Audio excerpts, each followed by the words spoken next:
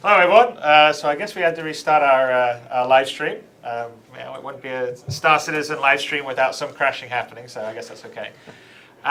So we have Ben Lesnick, our community manager, who is actually joining us. He's actually taking some time out from his Christmas break to help ask some questions from you guys. So he's in Pennsylvania right now. So say hi to everyone, Ben. Hey everybody, good to see you all. Merry Christmas, Ben. And so let's go to it. Let's ask some questions for the guys in Manchester. All right, these questions coming from the RSI message boards, where we've been collecting questions for the different development teams. Let's get right to it. So from Caden Sinafi, he asks, we all know you can join and interact with multiple organizations in Star Citizen. Will Squadron 42 allow you to join or interact with any of the NPC factions during the campaign? And will that carry over to Star Citizen in any way? Yeah, we were actually discussing that. In fact, in certain ways, in some missions, we are definitely going to be introducing you to some of the things you'll see in the persistent universe in the game. So you will interact with some of the factions. Obviously, it is, though, however, obviously the single-player experience in terms of, it's a story-driven game. So although you'll interact, obviously you're not going to suddenly decide to drop everything and go off and do stuff with them. But we're definitely going to be bringing in a number of the different factions, so you'll meet them, get to know how they operate, how they work within the game. So that's kind of basically one of the ideas that we're basically running with right now. In fact, we'll probably doing that pretty early on in some of the missions as well. All right, Parias would like to know if we have any more details about the planned co-op functionality in Squadron 42. What are we thinking there? We've been discussing this today, haven't we? Yeah, I mean the first few missions are you're going to be sort of learning your way into the game, so you're probably going to play the first 2 or 3 missions without that, just to sort of feel your way. And then when you get on a bigger ship, you've got the co-op element comes into play there, and you'll be able to drop in and play. Yeah. So we looked at that. I mean, basically, we obviously know it's important. A lot of people want to play with their friends, and there's ways to do that. Whether they're in the gunnery seat of a ship, whether they're flying a different ship, whether they're getting support from another ship and so forth. So we've definitely got good plans for that, but we have to just work out some of the practical details of how we actually get the player. In terms of doing the actual missions, you'll be able to play with your friends. In terms of when you're actually on board the ship or wandering around, you'd probably be much more in a sort of spectator mode, is what we're thinking right now. All right, sounds good. And you guys actually have some great experience with co-op stuff from Starlancer, which had an awesome co-op campaign. All right, T-Bone asks, will we be able to pilot a wide range of ships other than the standard single pilot ships like the Hornet and Avenger? Will there be multi-crew vessels like the Retaliator? Yeah, definitely. Oh yeah. No, we're planning on letting you go fly pretty much most of the military models, and probably maybe 1 or 2 ships you capture as well. Very cool. Let's see. Angry Peas asks, with Squadron 42 being built alongside the same infrastructure as the Persistent Universe, just about how many wingmen can drop in and out while playing? I guess this is about the co-op again. Are we thinking like a single person at a time or multiple wingmen? It's going to use the same technologies. I mean, in Starlancer we had 4, so our idea is we're going to go higher than that. We obviously we'll have to work that out, but if obviously we're going to be on exactly the same code base, so if the Persistent Universe can support the people in the same location, I don't see why we can't. So that's definitely our plan, is to get as many in there as we can. All right. Gundam asks if we will be able to complete Squadron 42 before the Persistent Universe starts. Yeah, absolutely. That's the plan. The plan is you'll play Squadron 42. Squadron 42 for us is what we're trying to build is a huge introduction to the Persistent Universe, and so we really want to create something where when people go through Squadron 42, it gives them a really good idea of the game and what they're going to play as they go through. And so we're going to. The idea is at the end of Squadron 42, you muster out, and then you go into the Persistent Universe. Now, that isn't to say you have to finish Squadron 42 to go into Persistent Universe, just so people don't feel like they have to play this experience. But the idea is the Squadron 42 takes place just before the timeline of the Persistent Universe starts. So the whole story of Squadron 42 is finished. We go into the persistent universe, but obviously in the game, if you decide to either muster out at the beginning, or you get kicked out because you basically are not a very good, military person and don't follow orders, or obviously in the game, if you completely disobey orders and go on a rampage and start killing all your wingmen and so forth, then you will probably never get out. But that means that you can obviously load again and play again differently. But I guess the people who want to go and try shooting all the wingmen will be able to do that. But obviously, you're not going to go much further in the game. At that point, you probably have to start again. Sounds good. I remember doing that a few times in Wing Commander. Oh yeah. Well, I think everyone tries it once. Yeah, we're not going to punish the player for doing it. Well, not until they land back on the ship, Yeah. and then they get taken very unceremoniously away and shot. Something like that. Andy Goodstar would like to know if they're going to be pop-up achievements or something more immersive, like medals. Definitely. Oh yeah. But we plan to have medals to depend on different, like you have normally, campaign medals, medals depending on acts you do and so forth the game, and the idea with these are medals that you would carry on through into the persistent universe. You can store in your locker. Yeah, nice little display cabinet. Yeah. And a related question from Grand Admiral Darkmyth, wondering if uniforms in Squadron 42 will be able to show rank insignia, ribbons, medals in real time. I guess you remember in Wing Commander, it started off like that, and then when they went to the live action, couldn't do that anymore because Mark Hamill would have to shoot the same scene 50 times. But will we be able to see uniforms matching the players' medals in Squadron 42? Yeah, Absolutely. we've got that. In fact, we're working with David's coming up with some ideas for that as well, I believe, and also the art guys. And so we've already got a bunch of ideas for that in terms of the way you can tell by just looking someone, on the ship. I mean, one of the things we're trying to build as well is we're really trying to build a really immersive experience. So when you play the game, it's not just like you go out, just when you just fly out and you have to do these great missions. But when you come back onto the ship, onto the carrier, or wherever you are, then actually, when you're on board the carrier, you're going to be basically feeling like you're actually in a living space. And so when people walk past you, you'll know their rank and their signature. Depending on their rank and their signature, they'll salute, they may not salute, and so forth, and all that kind of level of interactions that take place. So we want it to feel real. It's not just being you land and then just sit around for a while and wait for the next mission. There's going to be stuff you'll do. You can go around the ship. People on the ship will actually have actions and things that they do and so forth, and they'll react as people would do on a large ship. Very cool. All right. Wild Thing says that part of his problem with finishing single-player campaigns these days is that the gameplay gets stale after a certain number of missions. How are you guys thinking of introducing new gameplay mechanics throughout the campaign, keeping things fresh? Or is it?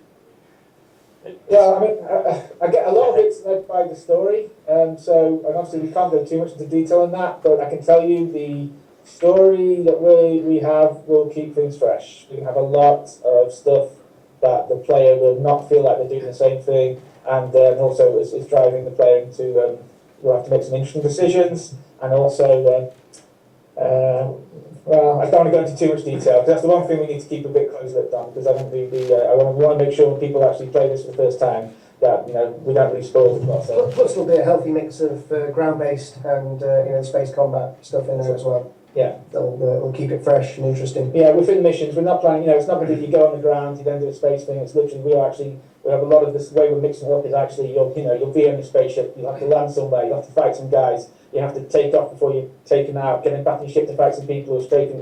It's all that kind of stuff. I think we're trying to the power of what we have with the CryEngine and what we're doing. We can do all these kind of things. So we're going to make it feel like that sort of experience. And there'll be some interesting decisions you make. When people come and attack you, do you make a run for you to get in your fighter to take them out in space, or do you go and run and man a gun, and try and take them out with the gun on in the base you're on and so forth. So there'll be those kind of decisions you'll make, and so it means that actually some people may want to go back and play it and try something different.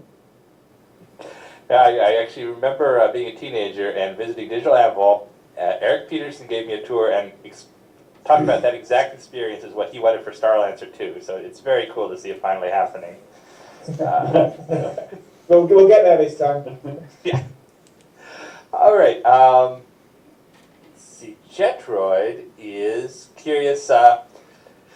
how we're going to treat the fact that everyone is having the same experience for Squadron 42 behind their characters in the persistent universe. Are people in the persistent universe going to treat everyone like they're the savior of the galaxy, or how do we deal with that?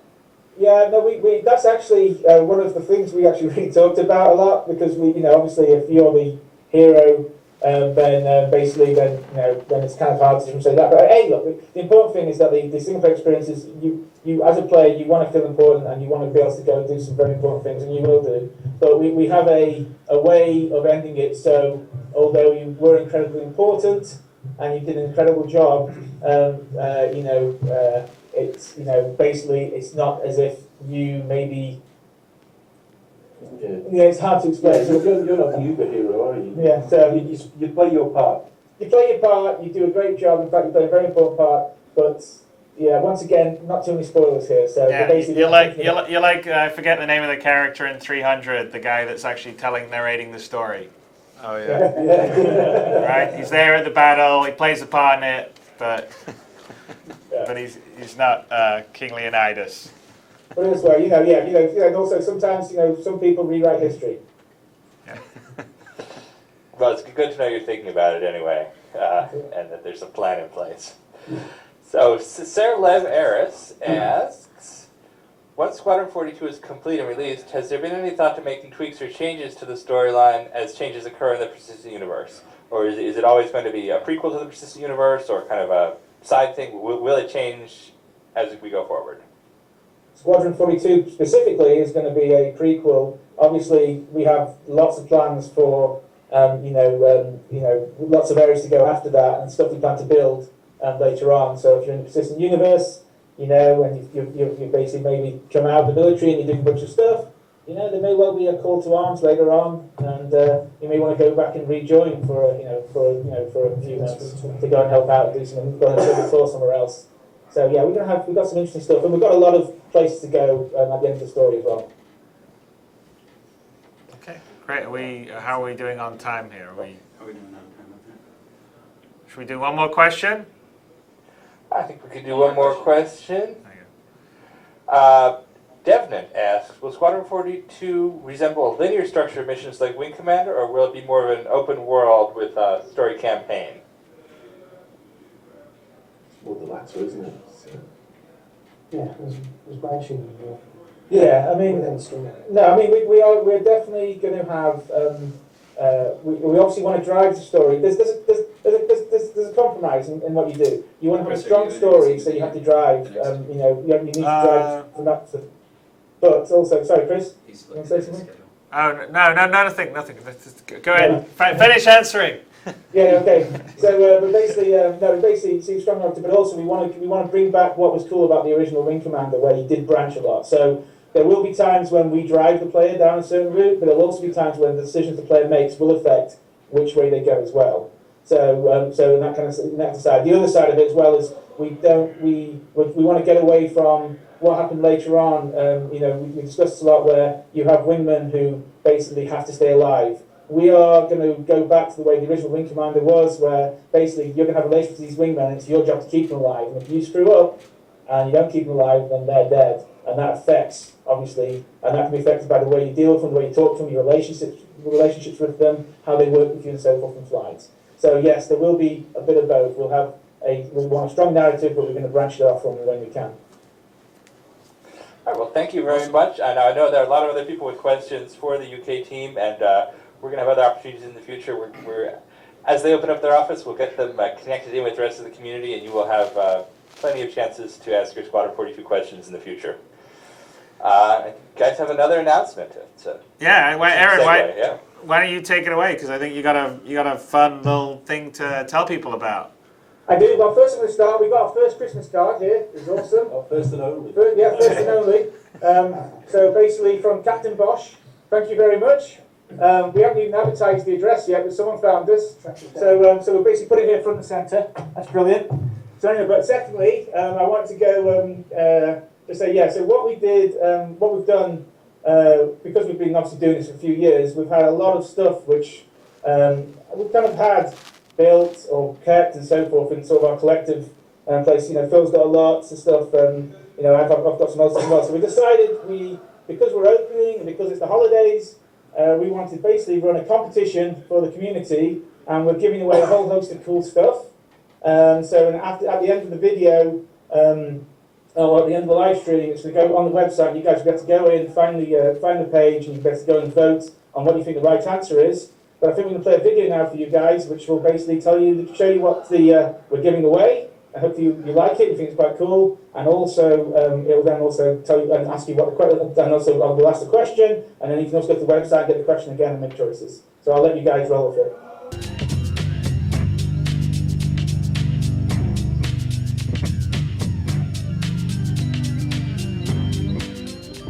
So hi everyone. So one thing we wanted to do, because we have just finally moved in and opened the office, and we are it's the holidays, is run a competition for the community. So what we have done is spend a lot of time looking through the archives and seeing what stuff we could pull up from the history of what we have. That'll be my loft. And first off, is this bad boy? Yeah. So we have first off a genuine, original, worn by the man himself, Chris Roberts, leather Wing Commander 3 jacket. Is it leather? Was it fake? No, it's leather. As you can tell, it's nice. So and you've got all kind of stuff here. So I'll model it for you guys. So this is basically one of the top prizes for the competition. Go on, give us a twirl. Come on. Here you go. You can see it all on. Secondly, we are releasing a Idris military Corvette as one of the prizes for the community. Another prize is... Third prize is this bad boy. Check it out. It's the Heretic, aka Luftwaffe pants. And it's pretty delicate. It's been around about 15 years old now? Oh, 17, 18 years now. Yeah, but it was, my uncle actually made it. And I remember at the time he was actually talking about making it fly. He was going to stick some gas turbines on the back and some uprights. But yeah, I think we can get this out to you. Hopefully it won't come through damaged. But there, We've got it packaged nicely for everybody, but that's going to go. That's something which I know there's quite a few people who are pretty jealous that we're putting this out to the community for. Got a big old poster from... Along with that. Given to the team, wasn't it? Do you remember? Yep. Yeah, so it's pretty rare. Let's get it out. So there you go. Got the old Private team, the old base. We've kept a lot of stuff. It's been fun pulling it all out, actually. Yeah. Isn't it? Yeah. Find it all. And see what else. a copy of the game, which we'll sign. Yeah. There's a little mini Stand standee. as well. Now another prize is we're doing what we're calling the sort of battle pack for Squadron 42, which is going to be a military Hornet and a Vandal scythe as well. And then finally we have this lovely collection here.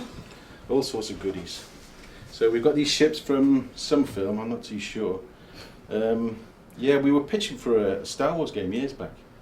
And we had a model maker knock these up so we could get the texture scans, but they're real nice. So given those, I'm sure there's some sci-fi fans amongst Yeah, you guys.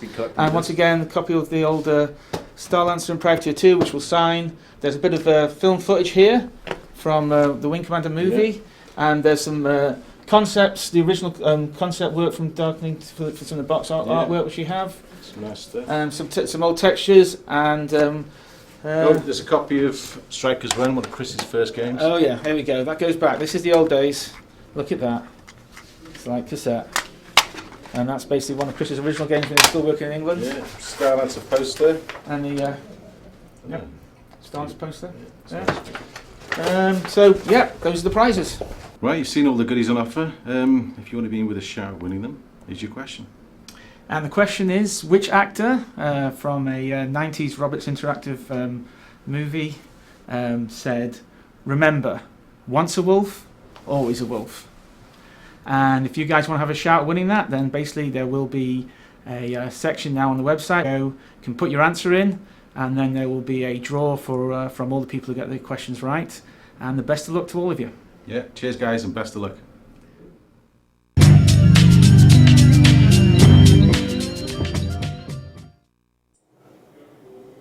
All right. Well, I think that's going to be a fun competition. There's some pretty awesome prizes there. I mean, that's bigger than my spaceships here. Well, thank you to the UK team. You guys have been doing some really great stuff getting started. I think everyone's going to be really excited by what you guys are going to build. And so now we're going to roll over to Austin, and we're going to run the 50th 50th episode of Wingman's Hangar. So let's go to Austin, and thanks, guys. Merry Christmas. All right, bye. Bye. And here we go. We're rolling.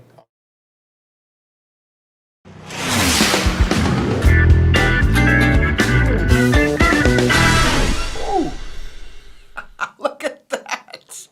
How about that? Cool, huh? Welcome to Wingman's Hangar episode 50. What does that mean? Well, we've skipped 2 weeks this year, so that means this is our 1 year anniversary. It's unbelievable. Mike, can you believe it's been a year? I cannot believe it's been an entire year. I mean, it's crazy. We've had an amazing ride here, where we've come from, where we're at now, the contributions of the fans, the contributions of Chris and Sandy, yourself, Ben, Rob, Pete. It's been incredible, and it's all due and thanks to the fans out there. So, well, there's one of the things you always want to do in these kind of celebrations is you kind of want to take a look back at where you've been. Should we take a look back and see where we've been? Yeah, I got something to show. All right. Mike put together this really cool deal. Let's take a look. All right, hey everybody. Welcome to the first edition of Wingman's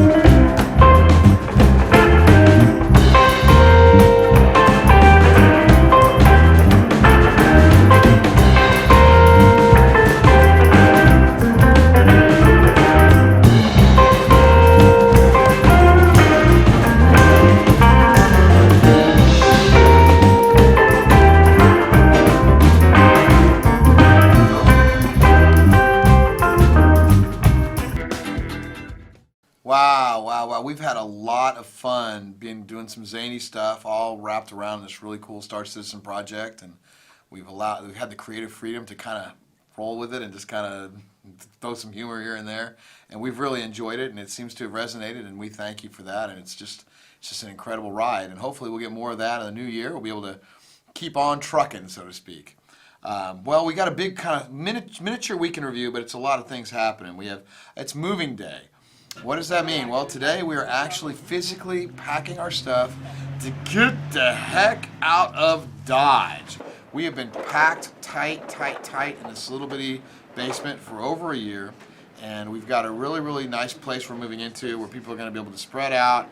We're going to be able to hire more people, which we need to do, and it's just going to be an amazing experience. So we sat down, we had a look at the layout of the new office, and we all worked it out together, and I think everybody's going to be happy where they're going to be. And so now it's time to talk to Mr. Ron LaJoy. How you doing, man? Good. Tired.